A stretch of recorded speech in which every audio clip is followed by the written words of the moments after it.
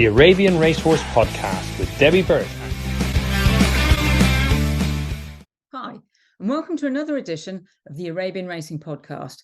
This week, we're going to start by looking at the Arabian Racehorse Magazine Novice Stakes, which was run at Wolverhampton, won by a very promising-looking novice, the 3-year-old AJS Latam.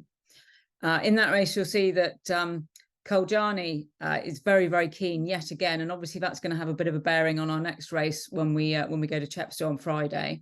But in the end, I think really it was quite a nice performance from all three horses in their own different ways. Obviously, AJS Latam is a very nicely bred 3-year-old, and he'll be going on to better things.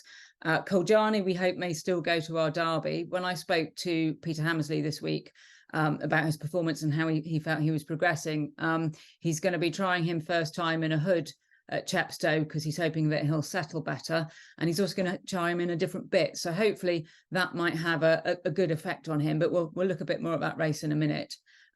Also going back to the third horse, Sassy, she's quite clearly a work in progress, but it's quite encouraging that for the majority of the race anyway, she was able to keep tabs on quite clearly more experienced and slightly fitter horses than her. And, you know, in time, she'll probably be a lot like her sister Aloof in that she just needs more time to come together. At the closing stages, obviously, when AJS Latam is asked to go on by his jockey Stefan Mazur, he pulls clear very convincingly. And you can see he's got quite a high head carriage, and he's a little bit lucky around in the finishing stages. Mohammed saying that's sort of just him in his own character, although obviously this is the smallest field he's ever encountered, the 3-runner field. The 2 previous races he ran in Doha were both 16-runner fields. So it's understandable that he'd be a little bit looking around in the closing stages, and obviously in a more competitive race he'd probably perform a little bit better. But certainly there was a lot left in the tank and a lot to like about that horse. Earlier this week I went up to Newmarket to visit AJS Latam and his trainer Mohammed. Hi Mohammed. So we're here with AJS Latam, who won the Arabian Racehorse Magazine Novice Stakes at Wolverhampton last week. Obviously, you're very pleased with his progress. Can you just tell me a little bit more about him and where he'll be going next? He's been progressing after each run. We've been very happy with how he ran at Wolverhampton in his last race, where he won quite easily. He's due to run in Deauville on the 8th of August. Hopefully, he'll be good enough to perform to a level where we're going to be happy with him. So we're really looking forward to the race. And being able to have an easy sort of prep race here in the UK, you felt that was good for his programme? I think so. It wasn't a hard race. It will put him in a good place for the race in Deauville. So yeah, I think the timing is right. 3 weeks. It was an easy run for him, and he could only improve after that. So of course, we're looking forward to it. And he looks in very good order. He's obviously come out of the race well. This will be the first time he steps up to 2,000 metres. I know I spoke to Stefan and yourself after the race, and Stefan felt that it wasn't going to be a problem. Yeah, we didn't really know before that, because over 1400 in Doha he showed plenty of speed, and even in his homework, he's a horse blessed with speed. So we didn't really know if he'll stay 2,000 meters, but the way he performed the last time, and after listening to Stefan's opinion, we're hopeful he will.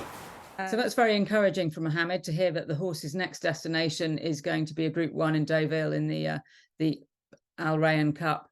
Hopefully that he'll get good ground. The horse has got a lovely action and clearly is going to want fast ground, which obviously you don't always get in France, even in the summer season.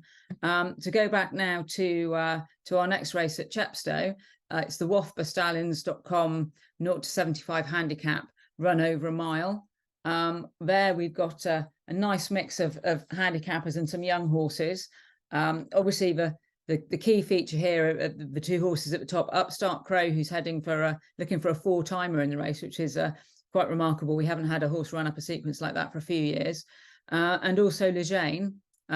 She's obviously having a drop down in class, having run in the IFA Trophy at Chester, a Group 2 over 6 furlongs. Obviously, she didn't get that trip. It was far too sharp for her, but she's a very interesting horse in her own right. And a bit like Koljani we mentioned earlier, she's also heading for the Derby with any luck.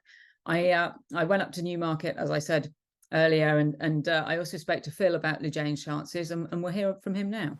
And here with Phil Collington and Lejeune. Lejeune heads to Chepstow on Friday.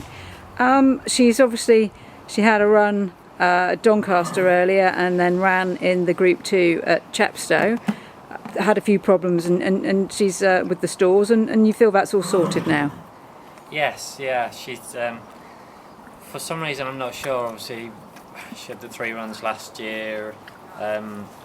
Stalls was never an issue, whether she was good at home, but she came back this year and she just I don't know, she's just a little bit stubborn really to load at Doncaster and then Chester again, so but now, yes, she's going in very smartly now, so, and I think we know that it was too short for her at Chester. She ran a fantastic race at Doncaster, ran to where we thought she would, and back to a mile will be ideal for her. And this race at Chepstow, it's a prep race for Doncaster for the Derby in August. Yes, yeah, I think getting her back to a mile now, and Chepstow's a lovely track, galloping track, long enough straight. Yeah, it should just set her up nicely for, if she's going to take her place in the Derby. And obviously it's only a year she can run in it. And I think we feel when she goes up to 10 furlongs as well, with the evidence we've got now, she's going to be even better. And obviously one of the horses she's going to be facing Chepstow on Friday is Upstart Crow, who of course you trained, and you trained several of the family. He's done very well with James and new owners this year. What do you think of your competition in the race on Friday? Yes, obviously Upstart Crow's done fantastically well. He's a lot bigger, stronger horse now. As a 6-year-old, and he's done great, and his young rider has improved as well as he has. So she looks like she's improved as much as Upstart Crow. So obviously he is a big player. Paramount Angel as well, even in his aging years, and he will go forward, I should think.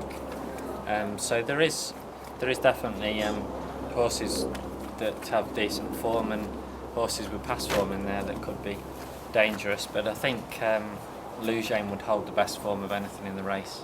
Absolutely, and I understand, is it Jamie Gambin will be taking the ride? Yes, yeah, Jamie can do the weight, so and it's nice to, when possible, a lot of the time it's very difficult for me to support anyone like Jamie, but it's great that somebody can ride like Jamie when there's the opportunity. And it's nice to hear from Phil there about his former charge, Upstart Crow. I also went over to James's yard and I spoke to Lissy about Upstart Crow and her thoughts on the race on Friday. Okay, I'm here with Lissy Reeves. Lissy, this is Upstart Crow, who's quite clearly a big pet for you, but he's also won 3 races on the trot, and he's off to Chepstow on Friday. Can you just tell me, so obviously your mum bought him and he now runs for the family.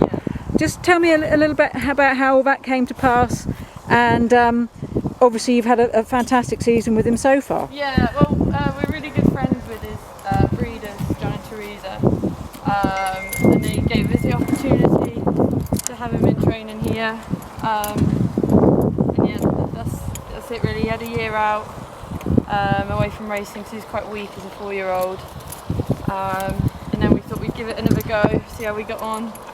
He's done really well. And so what's he like to handle? I mean, he's quite lively. He's a big horse and he knows it. But he's not bad, to be fair. He's all right. He's not too bad. He could be worse. And I understand you've had to take him out in the mornings on your own before the other horses. Yeah. He can go out in the string, but he goes better on his own. and that works for both of us because I can come in early and ride him, get him done early, and then he goes out in the paddock later, which he really enjoys as well. And would this be your first job in racing, or have you been elsewhere? No, I've been elsewhere. So I started at a couple of yards back home at Thoroughbred Yards. This is my first and only yard in Newmarket, and only Arab yard as well. And your mum does endurance, and you do endurance too, is that right? Yeah. And once his career is finished as a racehorse, would you take him for endurance? Potentially, yeah. We've not really thought too far ahead yet. Depends how busy we are with our others, but yeah, that would be nice. I mean, certainly at the moment, there would be no need to retire him, given that he's won 3 in a row. No. Did you ever think that he would end up being this good? No, I really didn't. Everyone else told me he would be, but I never thought he'd win a race. But no, he's done really well. And what's your day like going to be on Friday? Well, I'm never really. I try not to think about it all too much. Just let him go, enjoy himself. He always tries his hardest. So that's the main thing. But it's nice that he's got some different horses to run against this time. Blue Jane and Stormtrooper. So yeah, we can see how he goes. And he gets on very well with Tegan, who obviously you work with. Yeah, which is lovely. You know, so Tegan can get to know him at home, which works really well for him. We found at Brighton he was the most settled he'd ever been. You know, he was just trotting down to the start, which really helps him. And he didn't even have a hood on in the race, he just had a red hood down to post. Yeah. So yeah, I think it's really worked better for him that he knows his jockey and his jockey knows him. Yeah. With Teresa, I was in the syndicate partnership with his older brother Harvey, otherwise known as Jowdy Cairo. Yeah. You know, he did very well and got up to winning at Group 3 level. Is that something that you might hope for in the longer term with him? Potentially. I've not really looked. I sort of look at every race as it comes. I've not really thought too far in the future. I never thought he'd get this far even. But I mean, if he's up for it, we'll give it a go. But yeah, we'll see how we go on. I'm afraid we had a few problems with the wind there. It was a very blustery morning in Newmarket. I hope you were able to hear most of that. And obviously we wish Upstart Crow and Tegan Paget all the best luck. I mean, it would be lovely to have a horse run up a sequence like that. However, obviously there are other horses in the race apart from Upstart Crow and Lejane. We'll be seeing Paramount Angel getting his first start of the season. He's, despite the fact that he's 12, he's more than capable winning first time out as he did last year. And certainly he's already got course and distance winning form at Chepstow. So it'll be interesting to see how he goes. He'll be partnered by Jordan Williams, who obviously rode Sassy in her 2 previous races, leaving Sassy to be partnered by Matthew Lloyd Slater, who's already had his first start on Arabians this year back at Bath earlier in the year. We've also got another course and distance winner, also trained by Steve Blackwell, Aloof, which is obviously Sassy's sister. This is going to be quite competitive, and she's running from out of the handicap, so probably not the day to be getting too heavily involved with Aloof, but it will be good to see her out. She's had a few not the best of runs and not entirely good luck in running, so it will be good to see her on a course that we know that suits her, and hopefully she can progress and build on the run on Friday. Also in the race from James, we've got Jehez and Mayfair. Again, he's promoting his amateur riders and letting Rhea Betts have a go on Jehez. She's ridden him before. Obviously, she's ridden him home as well. And we see the return of Rhiannon Ingram on Mayfair. It's quite interesting, really. She as we've said all along, she's a very small filly, but it was encouraging to see how close that she got to Upstart Crow at Bath earlier in the year. And you know, she's off a lightweight, and she could be quite interesting at that point, although obviously the horses at the top of the handicap, they're at the top of the handicap there for a reason. We've also got Zakada Zayn again down at the bottom of the handicap and running from out of the handicap. I noticed that Ray Dawson's been replaced by Georgia Dobby, who now takes a ride. She's another work in progress and probably isn't going to be her day on Friday. Very much looking forward to getting to Chepstow for the 8:55 on Friday. Be nice to see these horses out. This is quite a competitive looking race, and of course following that we'll be looking forward to declarations for our most valuable race of the year, the Qatar International Stakes, which of course is run at Goodwood as part of the Qatar Goodwood Festival, Wednesday next week. And hopefully we'll have a really top class and exciting field of runners for that race. Thank you very much, and we'll see you again soon. Bye-bye.